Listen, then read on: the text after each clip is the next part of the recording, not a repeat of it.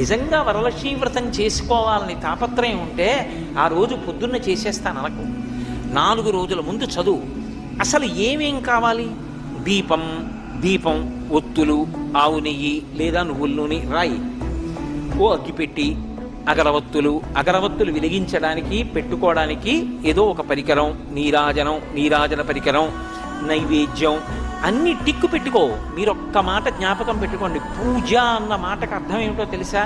మీరు పీటల మీద కూర్చున్న తర్వాత పూజ ప్రారంభం కాదు. పూజ బాగా జరగడానికి మీరు ముందు చేసేటటువంటి సాధన అంతా పూజే. పూజ చేసుకోవాలి తొందరగా. అన్నీ స్నానానికి వెళ్ళాను అనుకోండి, స్నానం పూజ ఎందు అంతర్భాగం అవుతుంది. నేను తొందరగా తెమలాలి, అందుకు పేపర్ చదవను అన్నాను అనుకోండి, ఇప్పుడు పేపర్ చదవకపోవడం పూజ ఎందు అంతర్భాగం అవుతుంది. పూజ తర్వాత చేద్దామని పేపర్ చదివాను అనుకోండి, పూజకి భంగం అవుతుంది. అందుకే పూజ చేస్తూ ఏం చెయ్యాలి?